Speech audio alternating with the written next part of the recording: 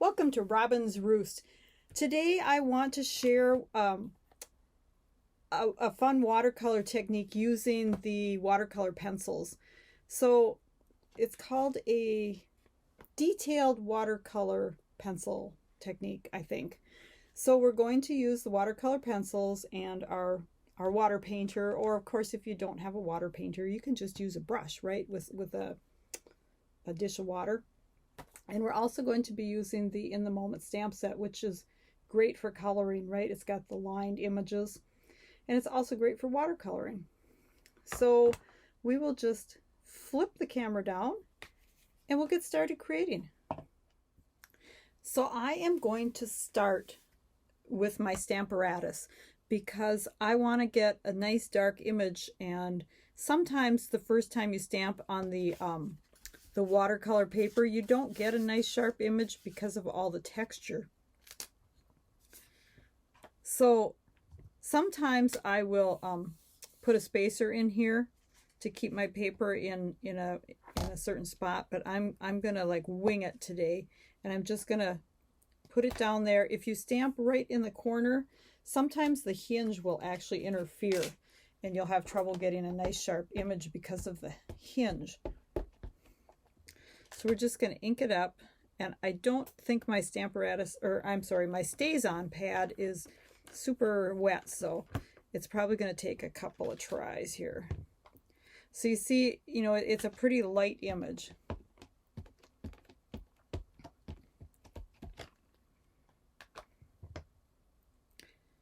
And I'm using StazOn so that the ink doesn't run when I use the water with it, because I don't want the black color to run into my other colors. Okay, that's plenty dark for what we're going to need, so we will start right there.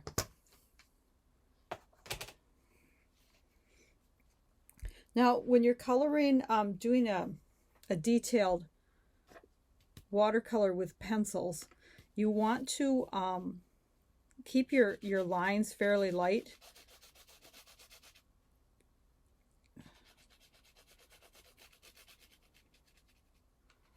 Looks like I should have left my ink dry. I can see the ink was smearing a little bit there. This may not turn out because of that.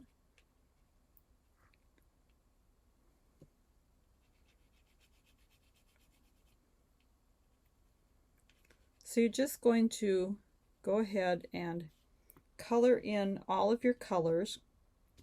And I was using Coastal Cabana for the sky. And then I'm going to use Balmy Blue for the background on the bottom.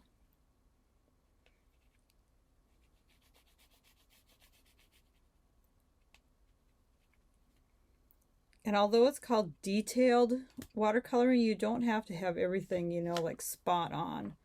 Okay, so then I've got some early espresso, so I'm going to make her a brown hat.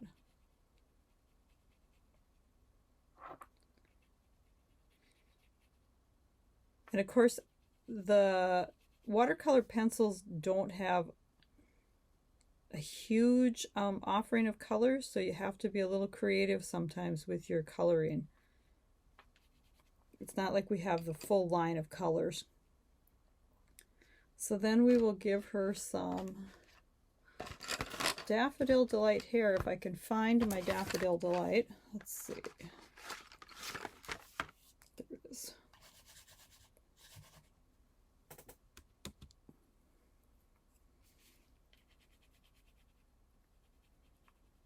And as I said, you can see I'm not like coloring every line. And then I don't have a flesh color, so I am going to really, really lightly add some Flirty Flamingo for her arms. I don't want her to look too sunburnt, but let's give her some a gorgeous grape dress.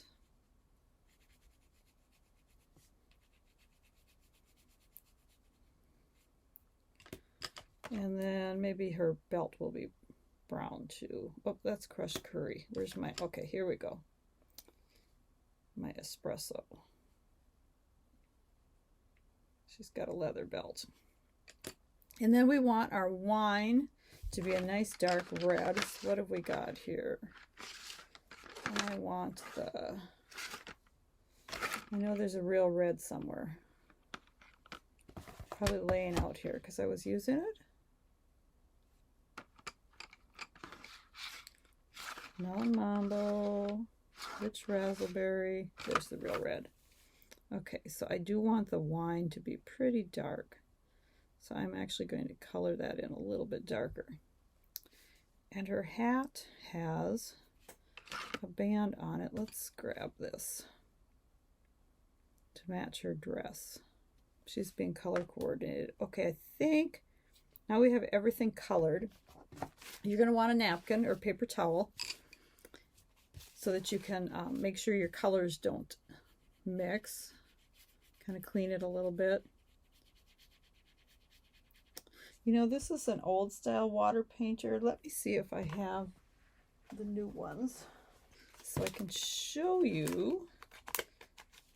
So the new ones actually come in 3 different sizes. There's a big, like a background brush if you're doing a wash. And then you've got a fine point and a medium point. And I think we'll take the medium for this. I could actually use a couple different ones, but now do I have water in this one?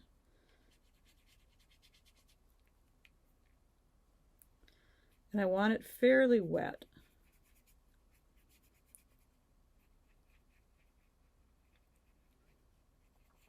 Because I really want to mix these colors in, especially the background, into the paper.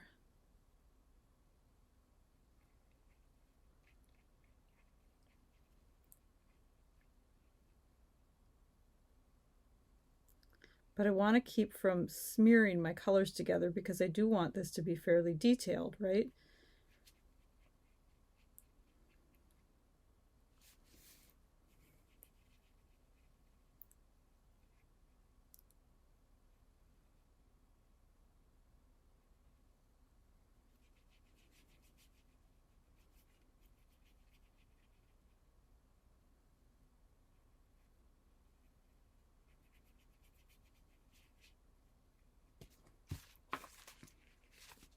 So there is our background. Now we'll just start doing our different parts of our girl.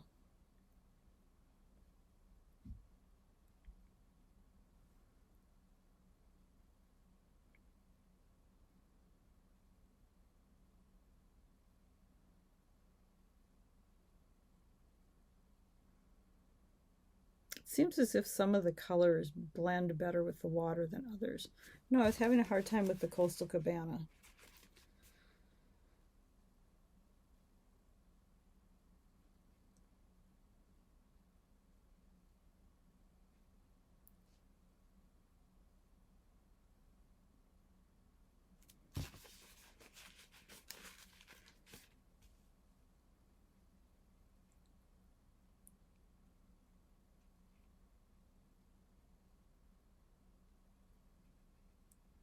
And remember, watercoloring is meant to be a little bit looser than, it's not a real exact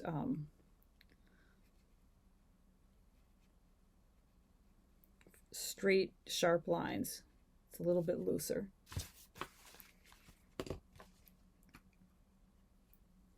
So there is our image. Now it's all done with pencils and water, right?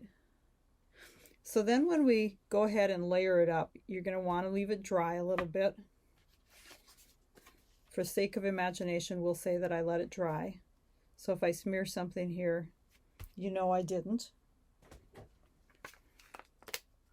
So this is actually 1/4 of a piece of the fluid watercolor paper. So it comes in 5x7s.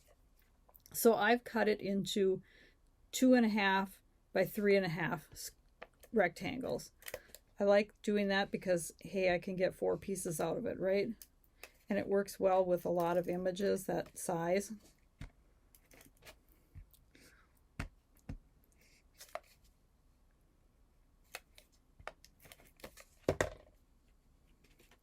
So then I've just made this 2 3/4 by 3 3/4. So I have my frame around my my girl. And then I've gone ahead and matching my Coastal Cabana, I've cut a card base. This is a half a sheet of cardstock, so it is 8.5 by 5.5, scored at 4 1/4. And then I've taken another piece of Coastal Cabana. This one is cut just an 1/8 inch smaller, so it is 4 1/8 by 5 and, gosh, what is that then? 3/8. My brain isn't going there this morning, but I wanted to emboss it with the shell embossing folder to kind of go with our girl looking out to sea, right? So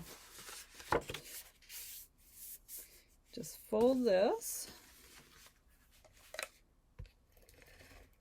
And I love this shell embossing folder.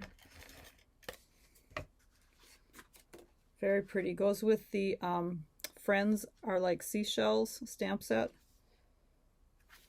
which if you've watched my, follow my blog, I've done quite a few cards with it. So then we're just going to put her on here. Now we need to decide if we're going to add a greeting. And I think I might. There's one that says, "You're in my thoughts," and that's kind of, she's looking out. These greetings are kind of all match the images, right? So let's just go ahead, and I'm actually going to stamp this on a piece of,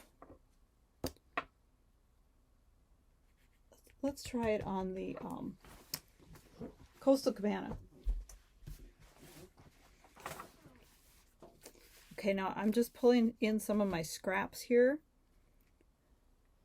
When you use the watercolor paper, it isn't quite white and it's not quite vanilla either. So it's kind of tricky when you do your greetings in either white or vanilla, because they don't quite match. Vanilla is probably the closest. And I'm just stamping this with some, oh, that was really crooked. Okay, let's try it on the other side.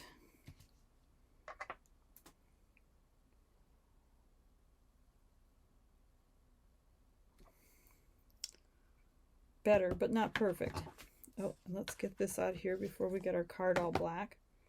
Okay, now I'm going to go trim this up, and I'm going to trim my my matting layer.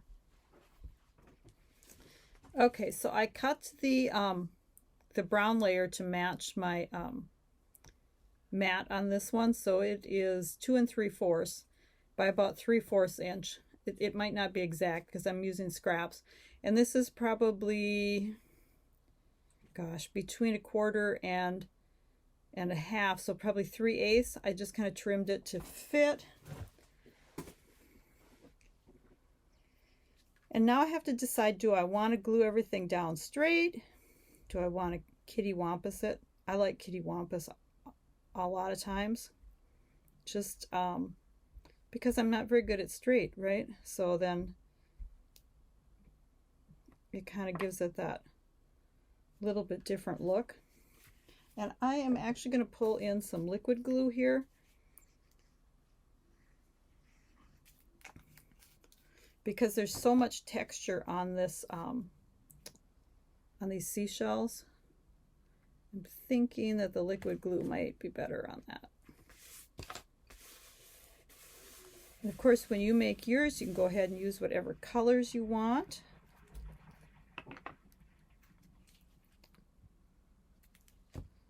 Now we're going to crank that a little bit. If the crooked pieces aren't your thing, put them straight. Everybody's got their own little way they do things, right? Maybe that should have been crooked the other way. I think I'm going to leave it though, because now I've glued down. So there is our detailed watercolor using watercolor pencils. Hope you enjoyed. It is actually doing this in July, which is World Watercolor Month. So I've been doing lots of fun watercolor cards. Hop on over to my blog and see some more, and that is robynsroost.blog. If you need to purchase any of the supplies to make this card or any others, hop on over to my store. I'll have the link below. Hope you have a great day and have some fun stamping. Okay guys, I just had to add a postscript. I decided after I was done that I wanted to add some gems to this, and I thought, god darn, I needed to tell you guys about it too. So these awesome faux sea glass shapes. I mean, wouldn't this just be perfect for our sea themed card, right? She's looking out to sea. She needs to have a little bit of bling here on underneath. So do we put the bling on this piece or back here, or both? Let's well, maybe we don't want it on there because like this is, she's on a deck, right? Okay, we'll put some bling down here maybe.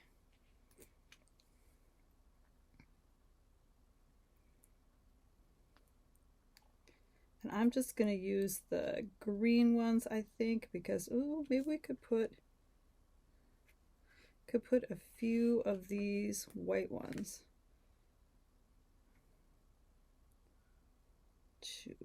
Let's see.